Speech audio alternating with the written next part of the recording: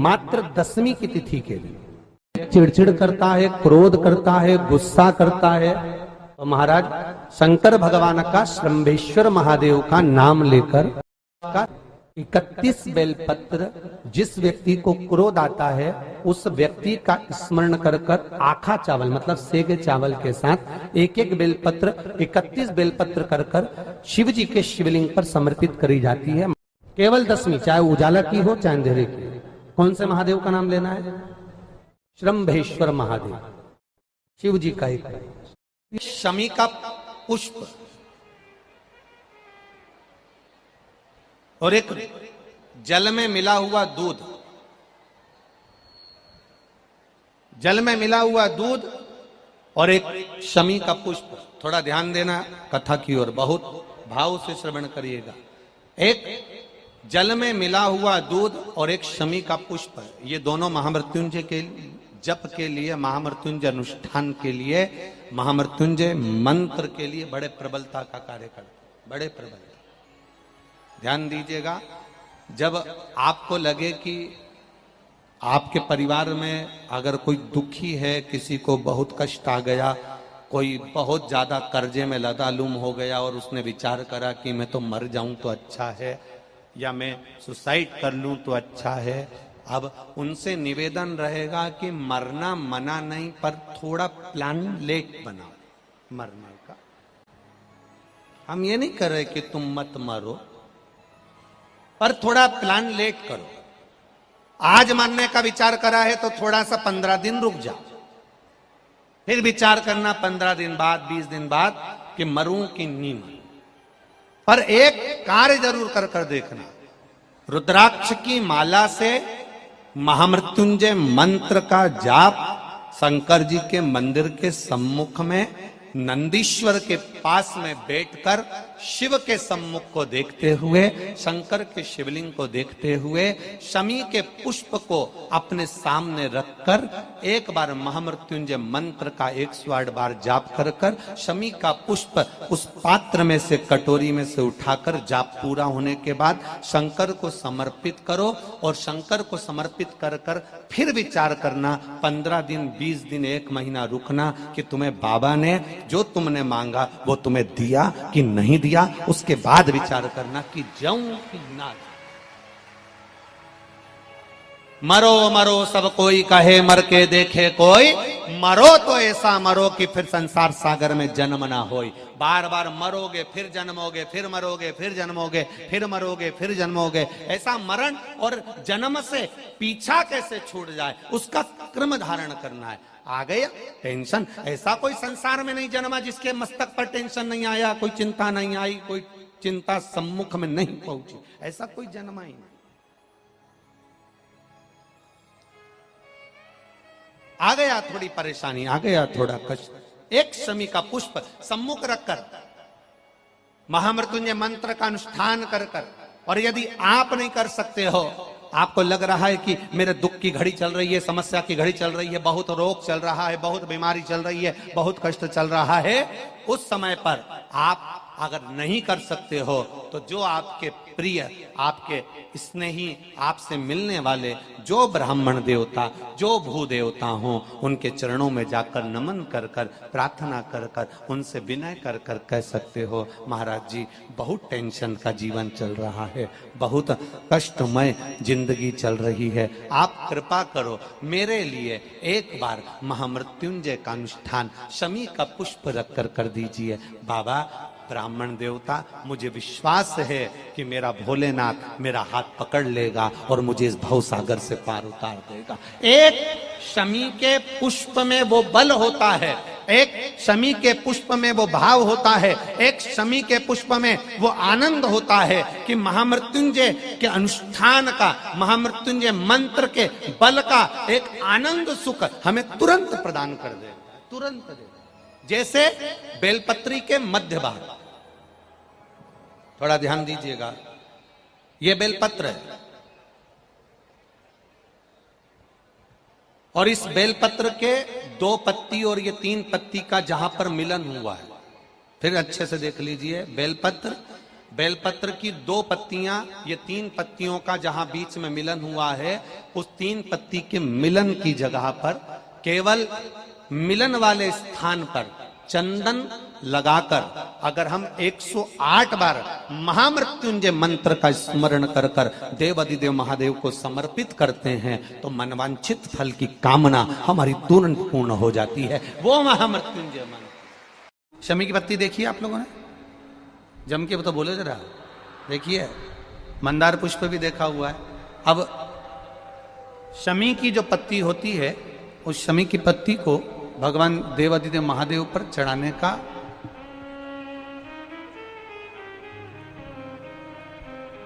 शमी की पत्ती जो होती है, उस शमी की पत्ती को चढ़ाने का एक नियम भी होता है। थोड़ा सावधानी से सुनना इस नियम को, जो आपके जीवन को सार्थक बना सकता है। शमी की पत्ती को चढ़ाने का एक नियम है, बड़ा सुंदर नियम, आपके जीवन में उतारने लायक। महाराज, जब सारा श्रृंगार मेरे देवाधिदेव महादेव का हो जाए, बहुत ध्यान से सुनना, ये प्रसंग आया नहीं पहले, आज अगर कुबेरेश्वर बाबा की पावन धरा पर यह प्रसंग निकला है तो उसको ध्यान से सुनिए, भाव से सुनिए। पत्ती, शमी की जो पत्ती होती है, उस शमी की पत्ती को कब, कैसे और कहां चढ़ाना चाहिए, और शमी की पत्ती का फल क्या होता है, वो भी अपन समझ लें उसको। शमी की पत्ती, संपूर्ण स्नान भगवान का हो जाए, संपूर्ण स्नान। आप समझें उसको, जैसे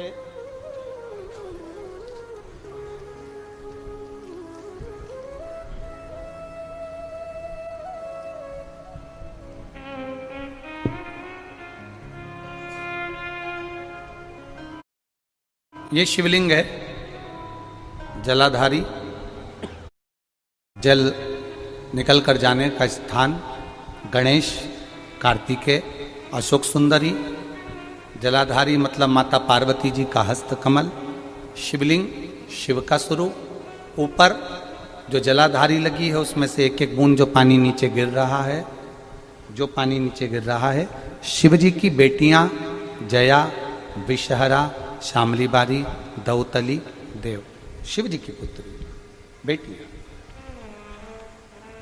अब जब देवाधिदेव महादेव को शमी का पत्ता चढ़ाया जाता है, कब चढ़ाते हैं, जब आपने संपूर्ण जलाधारी को हाथ से साफ कर दिया हो, शिवलिंग पर जल चढ़ा दिया हो, शिवलिंग का पूरा श्रृंगार आपने कर दिया हो, संपूर्ण श्रृंगार मेरे देवाधिदेव महादेव का हो गया, संपूर्ण श्रृंगार। बाबा को चंदन का लेपन, अबीर, गुलाल, अक्षत, बेलपत्र, धतूरा, जो भी तुम्हें चढ़ाना है सब कुछ तुमने चढ़ा दिया, सारा श्रृंगार मेरे देवाधिदेव महादेव का हो गया। तब शमी की पत्ती को मां जगतजननी की जो जलाधारी है उस पर मात्र स्पर्श कराकर शिव के शिवलिंग पर आखिरी में समर्पित कर देना चाहिए, जिससे हमारी मन की जो कामना है वह मां जगतजननी देवाधिदेव महादेव से उनके कानों में श्रवण करा। जब जब तुमरुका जी ने नारद जी से कहा, जब तुम्हें शंकर का मंत्र अचानक चलते चलते जाते आते अचानक तुम्हारी जिह्वा पे शिव नाम आ जाए, अचानक तुम्हारी जिह्वा पर शंकर का नाम आ जाए, समझ लेना कोई बहुत बड़ा विघ्न सामने आया था। मेरा शंकर तुम्हारे सम्मुख में वाणी के रूप में, शब्द के रूप में, मंत्र के रूप में बाहर निकला और उस शंकर ने तुम्हारे दुख को काट दिया है, तुम्हारी तकलीफ को काट दिया। कितना सुंदर कहा है कि स्वप्न में भी, सपने में अगर शिवलिंग दिख रहा है समझना कोई तकलीफ थी उसको काटने के लिए आया।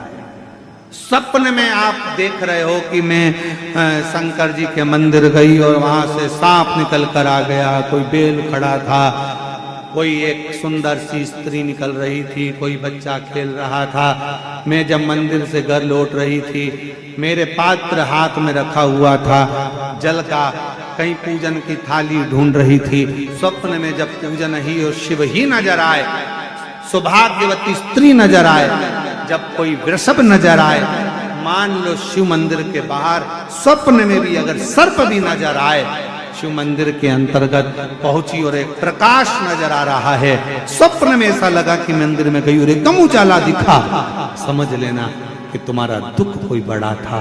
मेरा शंकर स्वप्न में आकर याद कर कर तुम्हें काट कर जा।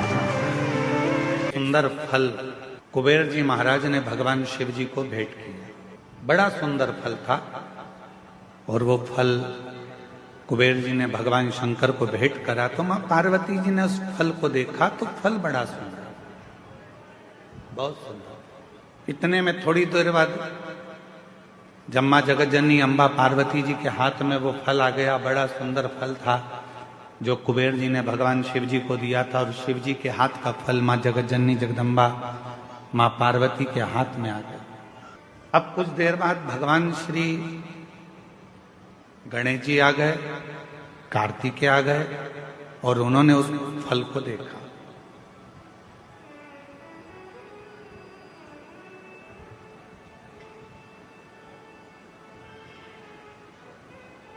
अब इतना सुंदर फल था कि कार्तिकेय जी भी देखकर उसकी ओर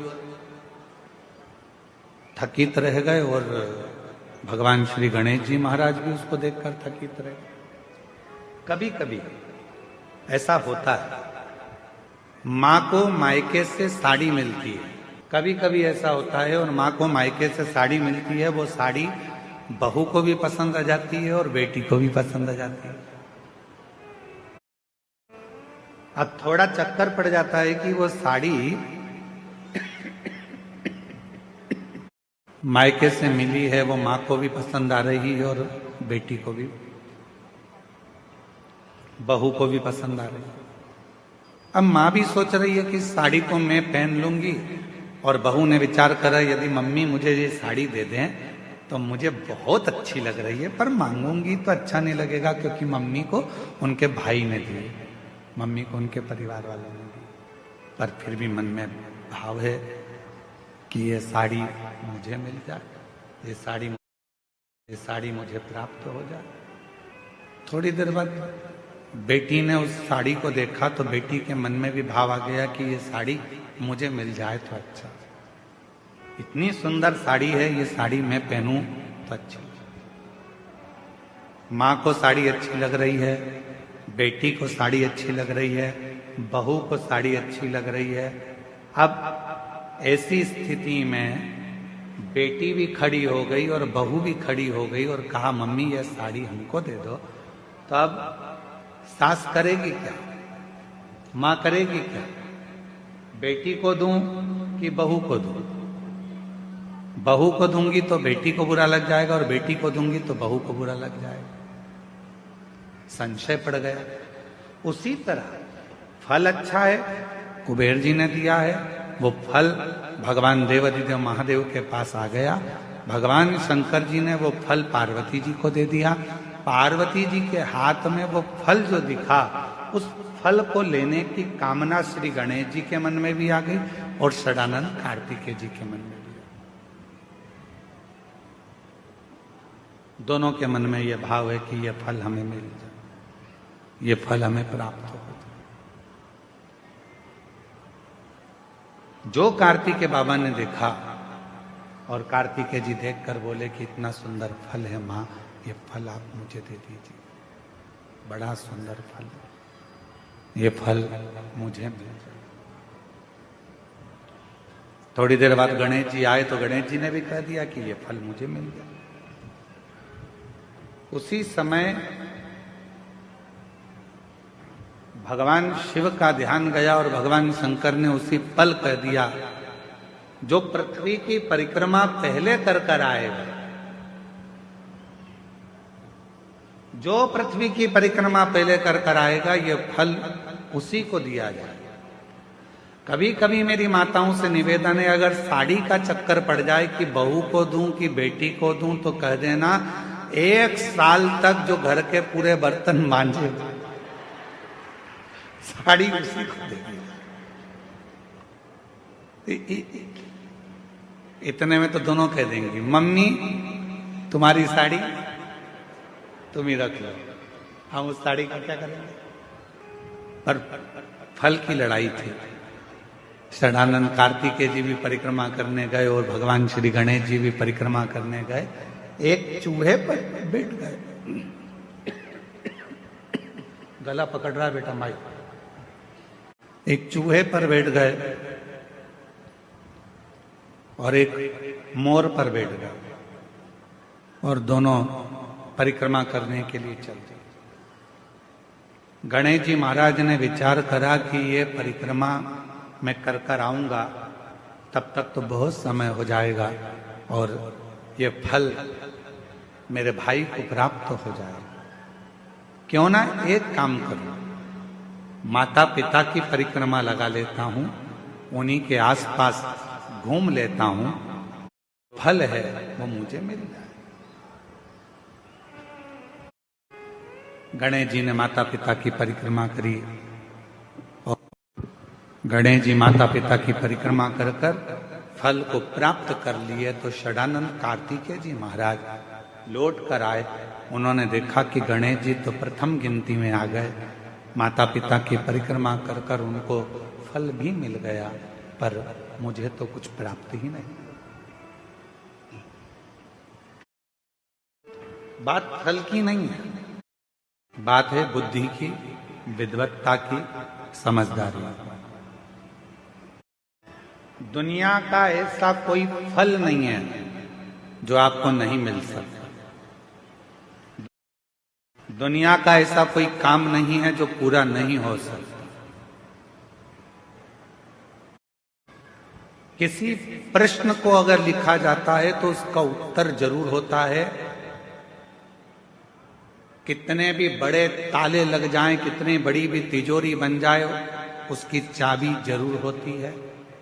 उसी तरह दुनिया में अगर कोई रोग है, कोई बीमारी है, कोई तकलीफ है, कोई कष्ट है, कोई चाबी है जिसमें उस पूरे विघ्न का, उस पूरी तकलीफ का, उस बीमारी का हल शंकर की पूजन से, शिव की आराधना से प्राप्त। सबको कहते हैं कि अगर दुनिया में अगर आपका कोई नहीं है, यदि आपको लगता है कि मैं तकलीफ में हूं, मैं कष्ट में हूं, मैं परेशानी में हूं, मैं बहुत विघ्नों में पड़ा हूं, तकलीफों में घिरा हुआ हूं, बहुत परेशानी में घिरा हुआ हूं, तो हम उनसे भी कहते हैं सारी समस्या का हल एक लोटा।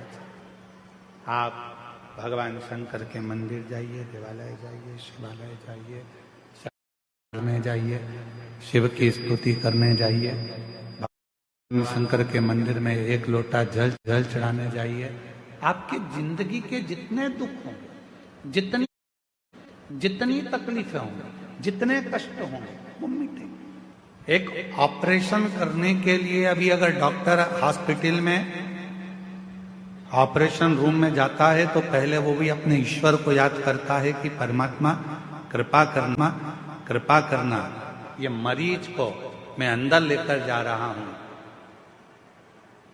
ये हाथ भले मेरे होंगे, मैं भले कितना भी साइंस पढ़ा हूं, चाहे मैंने कितना भी विज्ञान पढ़ा हो, पर आखिरी में श्वासें देना तेरा काम है। इसकी श्वास चलती रखना, इतनी कृपा जरूर कर देना, इसको ठीक कर। वो मेरे हाथ में नहीं है, पर तू जब कृपा करेगा, तू जब करुणा करेगा, तू जब दया करेगा, तू जब कृपा करेगा, तो सब कार्य अपने आप सफल होते चले जाएंगे। सब कार्य अपने आप सफल होते जाएंगे। तू कृपा कर।